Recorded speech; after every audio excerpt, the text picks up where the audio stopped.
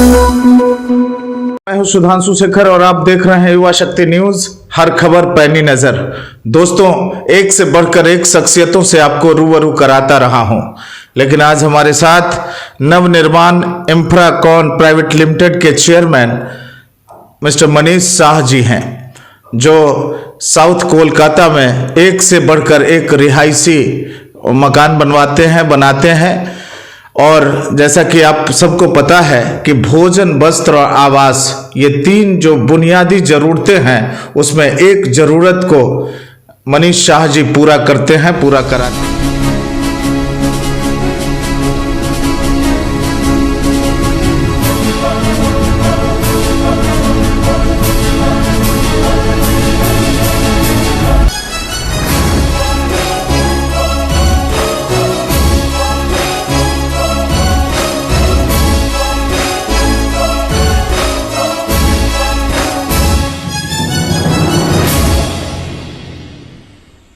मनीष जी, युवा शक्ति के इस विशेष कार्यक्रम में आपका बहुत बहुत स्वागत है। धन्यवाद। मनीष जी, कहाँ से इस सफर की शुरुआत हुई, जरा अपने बारे में दर्शकों को बताएं।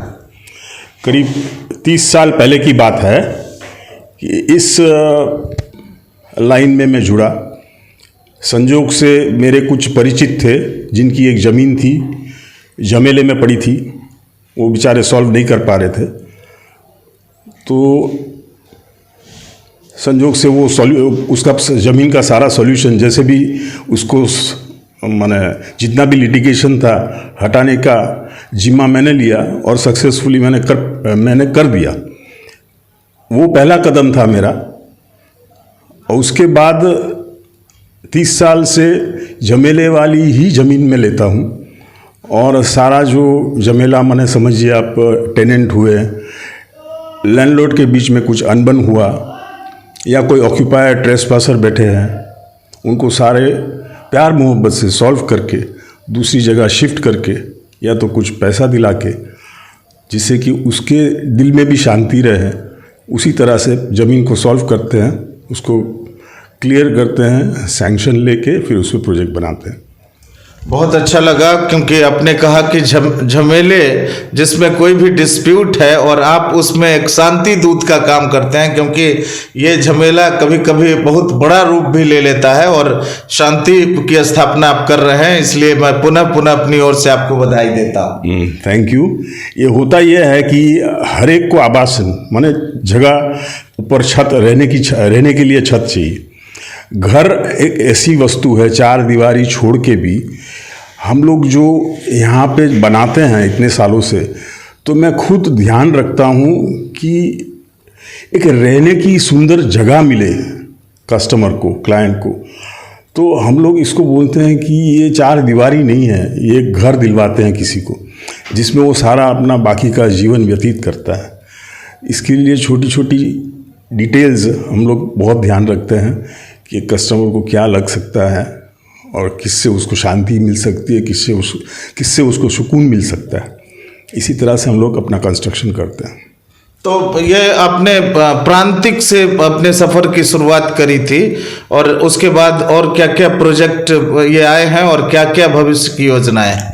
प्रांतिक तो अभी फ़िलहाल एक प्रोजेक्ट चल रहा है, जिसका पहला फेज था प्रांतिक। अभी जो चल रहा है वो नव प्रांतिक। इससे पहले भी सैकड़ों प्रोजेक्ट हमारे किए हुए हैं। जैसे कि मैंने बोला, 30 साल से इस लाइन में हूँ। और इसके बाद भी हमारे कुछ प्रोजेक्ट पाइपलाइंस में है, जो कि करीब समझिए कि 250-250 कट्ठा न्यू अलीपुर में ही है। राजबिहारी में करीब मिड साइज प्रोजेक्ट आने की बात है। तो ये सारी ज़मीनें खरीदी हुई है, इस पे प्रोसेस चल रहा है। वेरी सून, बहुत ही जल्दी इस पे भी काम चालू होगा।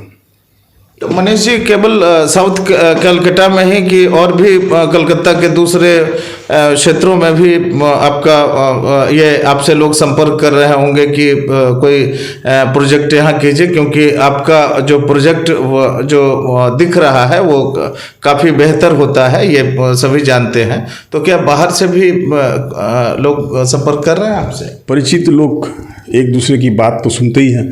सुनते हुए बहुत सारे लोग थ्रू आउट कलकत्ता क्यों, कलकत्ता के बाहर भी हमको अप्रोच करते हैं कि भैया मेरी लैंड थोड़े से जमेले में है, इसको क्लीन करके आप प्रोजेक्ट कर दो।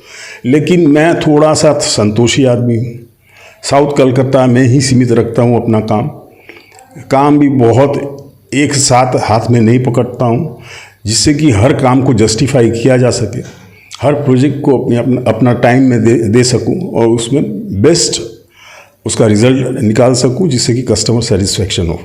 एक प्रोजेक्ट को हाथ में लेने के लिए किन किन चीज़ों का आप ध्यान रखते हैं कि क्या क्या चीज़ होना चाहिए ताकि एक बेहतर प्रोजेक्ट बन सके?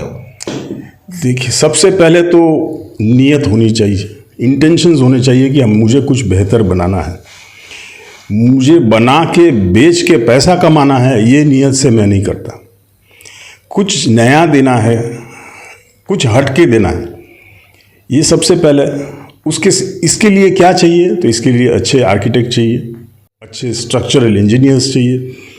इस तरह के प्रोजेक्ट को डिज़ाइन करके सैंक्शन बाहर निकालना चाहिए।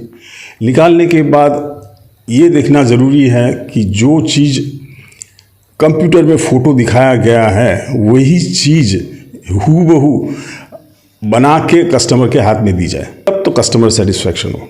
क्योंकि कस्टमर को शुरू में क्या होता है कि ब्रोशर में या फ़ोटो में ही प्रोजेक्ट दिखाया जाता है, जो भी है उसी पे प्रॉमिस किया जाता है, और अल्टीमेटली अगर वो चीज़ नहीं मिले कस्टमर को, ये तो इससे ख़राब बात क्या हो सकती है। बिल्कुल। तो ये जो नव प्रांतिक है, इसमें तकरीबन कितने फ्लैट्स ये हैं, और कोई अगर इसमें यूनिकनेस हो फ्लैट के अलावा कि बंगलो भी बन रहा हो या क्या कुछ है, ये जरा बताएं। नव प्रांतिक की यूनिकनेस ये है कि ये क्रॉस टाइप में बिल्डिंग है। इसके हर फ्लोर में 4 फ्लैट हैं और हर फ्लैट 3 साइड ओपन है। क्रॉस के बीच में जो ब्रह्मस्थान बिल्डिंग का बोला जाता है वो ओपन टू स्काई है। इससे वास्तु बहुत स्ट्रांग हो जाता है। कोई भी वास्तुकार अगर ये समझे, ये जान सके कि हाँ ब्रह्मस्थान खुला है बिल्डिंग का, तो वो पहले ही बताएंगे कि नहीं, ये बहुत बढ़िया बात है। इससे नेचुरल लाइट, 4th साइड भी नेचुरल लाइट आती है। तो आप समझिए कि एक ही बिल्डिंग में 4 फ्लैट ऐसे हैं कि जो फ्लैट ऐसा लगता है कि इंडिविजुअल है, चारों साइड ही खुला है।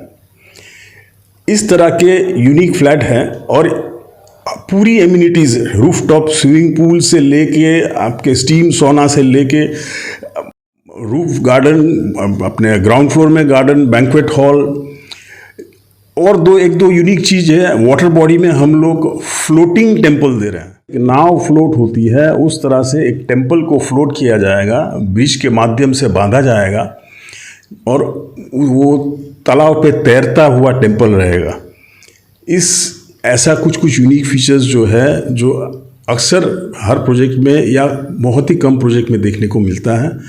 सारे आइडियाज़ एक्यूमुलेट करके इसको इम्प्लीमेंट करना, यही काम है हमारा, जिससे कि कस्टमर को सेटिस्फेक्शन मिले, उन लोगों को कुछ ऐसा मिले जो वो गर्व से कह सके कि मैंने यहाँ पे घर लिया है।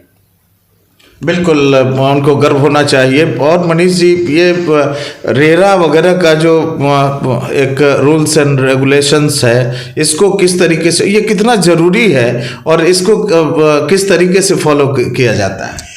रेरा आने से बहुत ही अच्छा हुआ।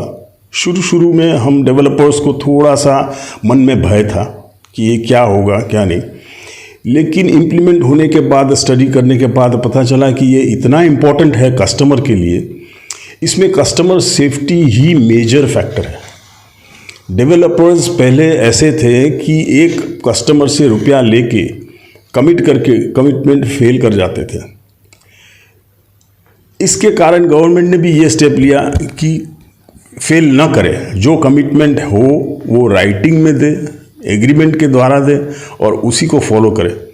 इससे कस्टमर को बहुत ही सेटिस्फेक्शन मिलता है। इसमें बहुत सारे रूल्स हैं, इतने सारे रूल्स बोलना अभी संभव नहीं है, लेकिन जो कोई भी रेरा जानता है वो ज़रूर मानेगा कि ये एकदम कस्टमर को माने सेफ रखने के लिए ये लॉ बनाया गया है। बिल्कुल। और ऐसे सरकार का कितना कोऑपरेशन रहता है उसके डिपार्टमेंट्स वगैरह को, क्योंकि इसमें तो बहुत सारे पेपर वर्क्स और ये सब करने पड़ते होंगे, तो वहाँ से कितना कोऑपरेशन और ये सब मिल पाता है?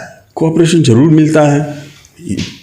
अनडाउटेडली ऐसा होता है कि कोई भी नया रूल लागू हो तब क्या है कि जो सरकारी आदमी है, कि सरकारी ऑफिसर है, उनके लिए भी कुछ नया है तो समझने में समझाने में टाइम लगता है, लेकिन ठीक है, हो जाता है। एक बार जब साइक्लिक ऑर्डर में एक के बाद एक प्रोजेक्ट होते रहते हैं रेरा अप्रूव, तो ऑटोमेटिकली उन लोगों को भी आदत हो जाती है, हम लोग को भी आदत हो जाती है कि क्या क्या पेपर्स जमा करने हैं जिससे कि काम तुरंत निकले।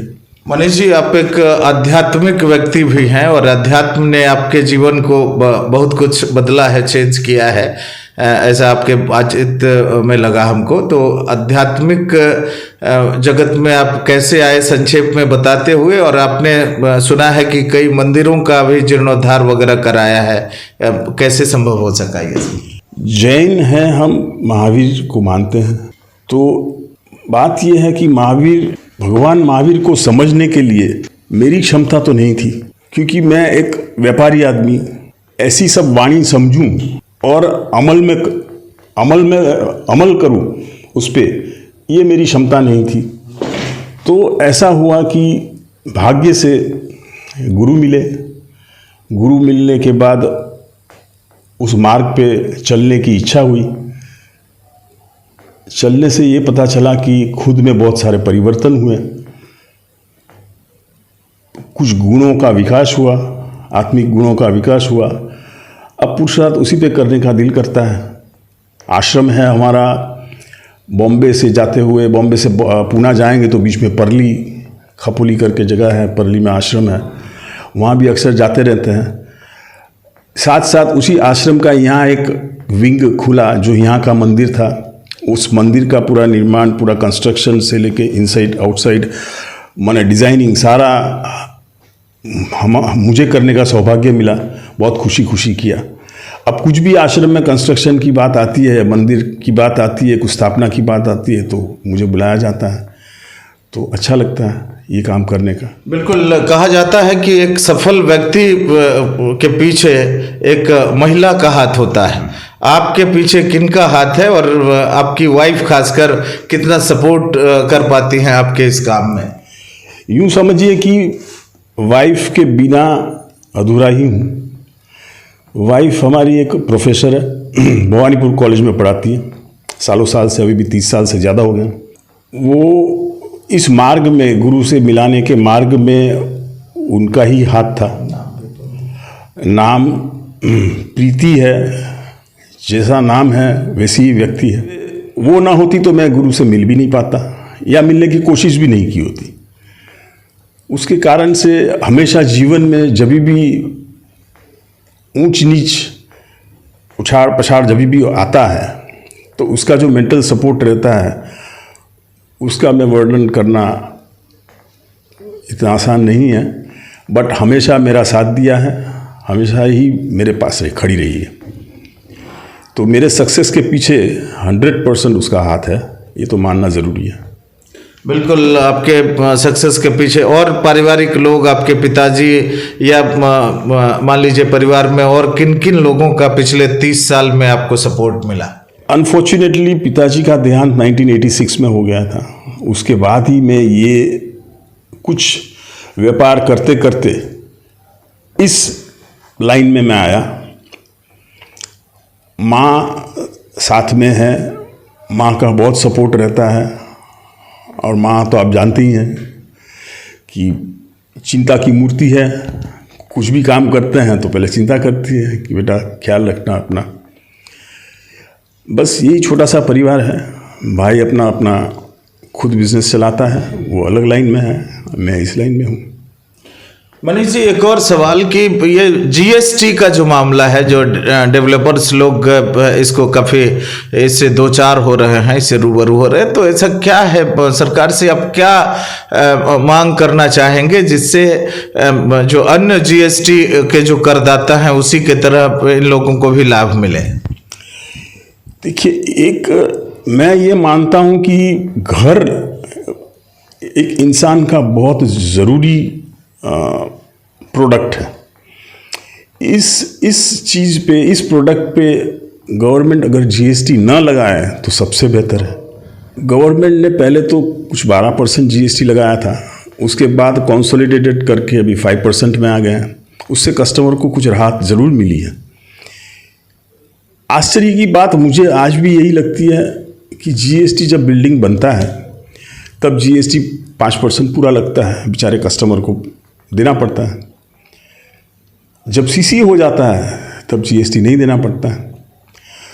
तो इससे कस्टमर का भी नुकसान है और डेवलपर को भी बहुत ही प्रेशर में रखा जाता है कि पूरा प्रोजेक्ट करने के बाद, सीसी लेने के बाद अगर तुम बेचते हो तो कस्टमर को कोई जीएसटी नहीं लगे, और अगर इस दरमियान में बेचते हो करते करते तो जीएसटी लगे। तो ये मुझे लग रहा है कि देखिए, ये जीएसटी का जो टैक्स गवर्नमेंट ले रहे हैं जीएसटी, ये होना नहीं चाहिए। एटलीस्ट हाउसिंग पे नहीं होना चाहिए, और हो भी तो ऐसा होना चाहिए कि जिसे कस्टमर को कुछ भी तकलीफ ना हो। उस पर कंसोलिडेटेड पे हम लोग अपना इनपुट भी नहीं ले सकते हैं। इनपुट ले सकते तो उतना हम रिबेट भी दे देते कस्टमर को।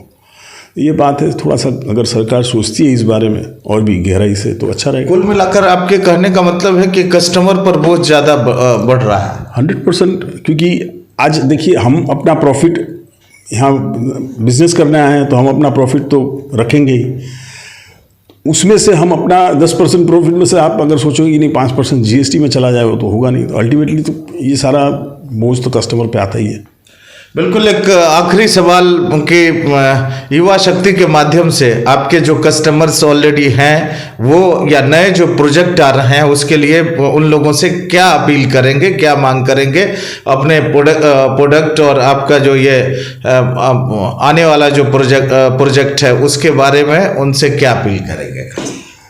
मैं जो कस्टमर्स मेरे हैं, मैं उससे उन लोगों से इतना सेटिस्फाइड हूँ। मैं इसलिए सेटिस्फाइड हूँ कि उन लोगों ने मेरे पे विश्वास किया। आज आप समझो कि ज़मीन देख के एक इंसान अपना फ्लैट खरीदता है तो कितना एक दूसरे पे भरोसा करता है कि भाई इनके पास मैं रुपया दूंगा या दूंगी तो मुझे चीज़ सही देंगे। ये जो भरोसा है उन्होंने मेरे पे किया है, इसलिए मैं बहुत बहुत उनको धन्यवाद देना चाहता हूँ। Thanks to all of you for keeping faith on me. आगे चल के भी मैं उनको ये ज़रूर कमिट करूँगा कि अगर मैं कुछ भी बोलता हूँ तो उसको निभाने की पूरी कोशिश करूँगा। बिल्कुल, ये हैं मनीष शाह जी, जिनका कहना है कि भरोसा जीतना अपने कस्टमर का ये सबसे बड़ी बात है और आगे चलकर भी उनके भरोसे को और मजबूत और कायम रखने के लिए हम संकल्पित होकर आगे बढ़ रहे हैं। आज दीजिए इजाजत, दूसरे दिन किसी और शख्सियत से आपको रूबरू करवाऊंगा। तब तक के लिए नमस्कार। अपने इलाके की खबरों को जानने के लिए युवा शक्ति चैनल को सब्सक्राइब करें।